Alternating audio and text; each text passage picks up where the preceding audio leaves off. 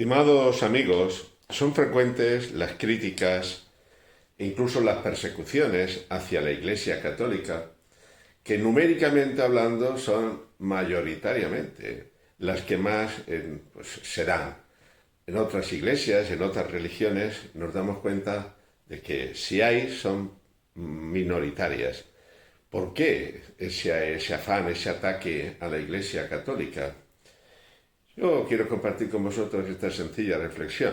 La Iglesia lo tiene crudo. La Iglesia Católica se enfrenta a dificultades para predicar la verdad en estos tiempos de secularización, debido a muchas causas. Su pérdida quizá de credibilidad por escándalos, la pérdida de relevancia cultural en la pluralidad de ideas que vemos en la sociedad, necesidad de renovar hoy la Iglesia sus métodos de evangelización. Son cosas que hay que tener en cuenta. También la creciente tendencia a vivir de muchas personas sin religión o una fe sin religión institucionalizada. Todo ello dificulta la predicación de la fe, pues ya no es vista como muchos como necesaria y donde las estructuras de autoridad religiosa ya no importan en la sociedad. Las muchas filosofías y religiones rechazan como anticuado el concepto de una única verdad, pues se dice que cada uno tiene su verdad. Si a esto le sumamos métodos anticuados de evangelización sin resultados objetivos, distancia entre las enseñanzas de la Iglesia y la cultura actual sobre, por ejemplo, la familia, la sexualidad, etc., se crea para muchos conciudadanos una desconexión con la Iglesia. ¿Cuál debiera ser nuestra actitud como Iglesia hoy? El desafío que tenemos es la cultura light, es decir, un hombre sin valores, sin sustancia, sin contenido, con escasa educación humana, superficialidad, ligereza y banalidad. Todo vale, ¿qué más da? No sé si soy exagerado, pero como reflexión creo que es bueno que lo tengamos en cuenta. Esta cultura light es permisiva, donde lo importante es hacer siempre lo que uno quiera, donde todo me es permitido. Basta que yo quiera hacerlo. Esta permisividad ha entrado en la Iglesia, perdiendo, por ejemplo, el sentido de lo sagrado en la liturgia. También se ha infiltrado en el campo moral y doctrinal, como por ejemplo, que haya sacerdotes que nieguen el infierno, que se administre la Santa Comunión a católicos que objetivamente hablando están en grave situación de pecado público. Hoy nuestra sociedad secularizada afirma que nada es absoluto, pues lo que importa es mi propio punto de vista, lo que a uno le parezca. ¿Qué más da?, se dice. El relativismo es ese Dios moderno y poderoso que pide un punto de vista subjetivo y donde ya no existe una verdad absoluta. El ser humano ha dejado de ser alguien pasando a ser simplemente algo. Se vive sin ideales, sin objetivos trascendentes. Occidente está enfermo. Tiene todo lo material, reduciéndolo todo al tener, al disfrutar y al placer.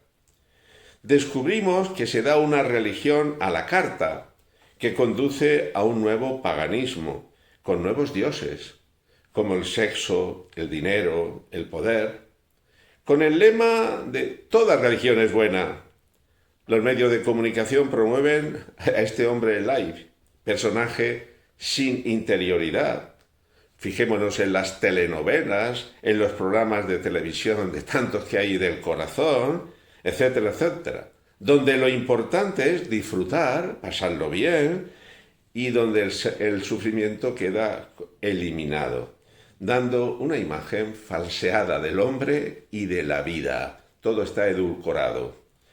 Todos estos fenómenos dan como resultado una deformación de la vida, por ejemplo, del matrimonio, del amor, de la sexualidad, de los valores humanos y cristianos, con consecuencias desastrosas. Falta de criterio moral, frivolidad, apatía, indiferencia, depresión, hastío, aburrimiento, cansancio, etcétera, etcétera, etcétera. pues la voluntad ya no reacciona. Lo que encontramos es inmadurez afectiva, donde el corazón se abandona a sus caprichos y ya no se apoya en la racionalidad, en la cabeza, con falta de compromisos serios y, además, irreversibles. Por ello, la Iglesia actual se enfrenta a una batalla espiritual sobre la verdad, la moral y la autoridad de la palabra de Dios. Desde una mirada católica, es esencial descubrir las consecuencias de sustituir la doctrina por el consenso cultural. Cuando las decisiones morales se subordinan a la opinión pública y no al depósito de la fe, la unidad eclesial se convierte en una entelequia, sin autoridad doctrinal vinculante. La fe, entonces, se reduciría a una cuestión subjetiva, a un cansancio, que lleva a un cascarón de iglesia en cuyo interior, cuando escarbas o escarbaras, te encuentras solo humo, vacío. Estos son en muchos momentos ciertas iglesias que nosotros conocemos. También hoy son necesarios los profetas, que ayuden y ayudan a la jerarquía, a la institución de la Iglesia, a no caer en la trampa de rebajar las exigencias del Evangelio para adaptarse a la mentalidad del mundo, con ese buenismo de que Dios es misericordioso para ser aceptada, la Iglesia como tal, para que se nos perdone a veces el hecho de existir. Tenemos unos complejos muy graves. Esta es la situación en la que se debate la Iglesia del siglo XXI, la Iglesia de hoy. Mirad, nosotros los católicos tenemos que entender que la auténtica obediencia a los pastores no anula la conciencia, sino que la ilumina. La autoridad, para ser creíble en la Iglesia, debe reflejar la libertad de Cristo, que gobierna sirviendo y enseña amando.